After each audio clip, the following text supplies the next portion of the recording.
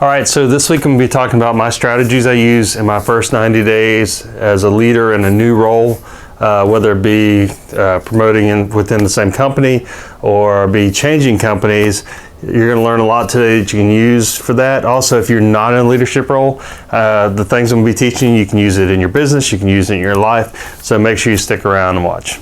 I'm Ryder. On this channel, I teach you how to unlock your powers and be the hero of your story. If you're new to my channel, please click below to subscribe. I put out new videos every week and you don't want to miss out. All right, so your first 30 days. If you're new in the role, first 30 days is all about communication. So first of all, you got to get out and talk to all your people. But most importantly, in that first 30 days, you need to sit down with your direct reports, whether it be supervisors, engineers, whatever it is that you do. You need to talk to your direct reports. And you're going to use something here, and this is one for you people that aren't leaders that you're going to love, and it's called either the forward technique or the form technique. So F is for family, O is for occupation, R is for recreation, and D is for dreams, or M is for money, depending on which way you learned it. So anyway, so you want to ask them questions along those lines and get to know them. Take lots of notes. If they give you birthdays, that type of thing, wives' names, all that kind of stuff. For me, I like to put it in my cell phone. It's in my calendar. I never miss anybody's birthday, even people that work for me in the past, because you know those relationships you build are important and they're going to be a part of your life, part of your work family. So you want to keep in touch with them and keep track of those things. Now, the next thing I like to do is kind of a mini version of a SWOT, and I'll get to what a SWOT is later, but we're going to concentrate right now on the S and W, strengths and weaknesses. So you want to find out what they consider their strengths are and what they consider their weaknesses are. And here's the thing, you don't want to try and fix their weaknesses. What you're looking for is what they enjoy, what they feel they're strong at, and down the road you're going to be trying to find ways to use those strengths to your advantage, to put them in roles that they enjoy, that they excel at, and will help your organization the most. All right, so once you get those things done, you're starting to get a feel for what's going on. You've been talking to everybody.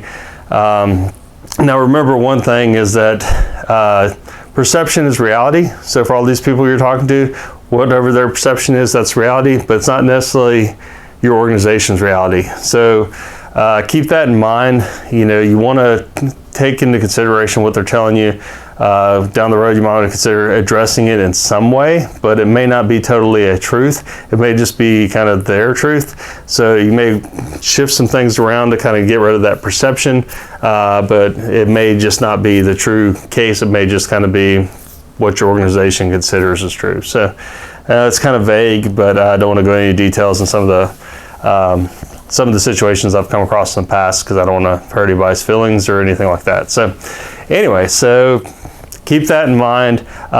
So you're 30 days in, what do? You need to make a small change. Some people like change, some people don't, most people don't. But it's important about 30 days in to make some sort of change, let everybody know you're there.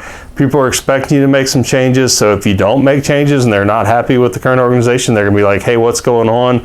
We're waiting for this new guy to do something, this new lady to do something. So go ahead and make some sort of change, especially if you can address something that you've heard multiple people complaining about in that first 30 days, because that can be a quick win. And it's going to make you look good. It's going to make everybody feel better about you being there and taking over their team, their organization. So now let's get on to the next 60 days. So obviously continue to communicate. I go out on a daily basis and I talk to people, because if you don't know what's wrong, you can't fix it. But in that first 60 days, you need to start really digging into all the things you're hearing. So if you're hearing people complain about this, that, and the other, if you're seeing some issues possibly, this is your time to start gathering facts, start asking the harder questions about those things.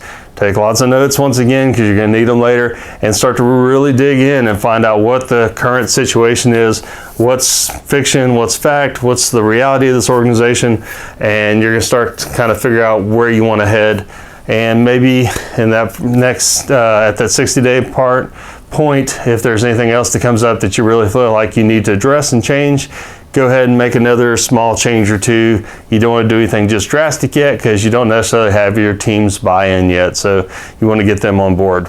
All right, so now onward to the 90-day point.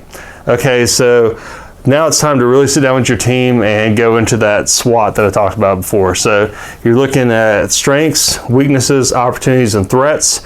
I give everybody a pad of stickies. If you can get one of those big sticky sheets or whiteboard or whatever you have to do, split it up into 4 quadrants, SWOT, and tell everybody to write down everything and think of on the stickies and put it where it goes, whether it be a strength, a weakness, opportunity, or threat.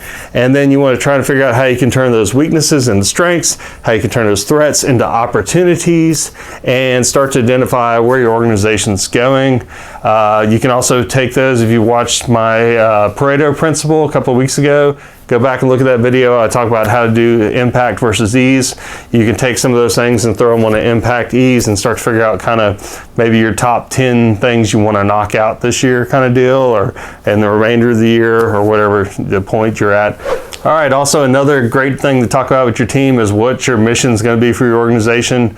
If you need help with that, I have if you go to my website, RomanRyder.com, there's a free course there for finding your why, and I actually teach you how to kind of use that to find your organization's why and to make a vision or a mission statement.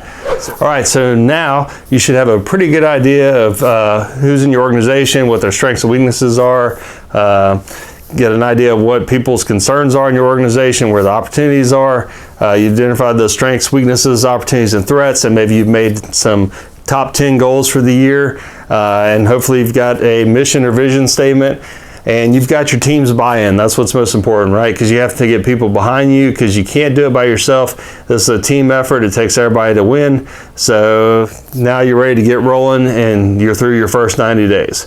So if this sounds good to you, one thing you can do is look in the description below. I'm including a link to my new Facebook group called the Hero Mastermind, and this is going to be an awesome place for us to connect online, and also for you to connect with other people that have the same kind of interests as you, as far as hopefully some people are in the same kind of pop culture stuff as we are, and also people that are looking to be the bard or the hero of their workplace.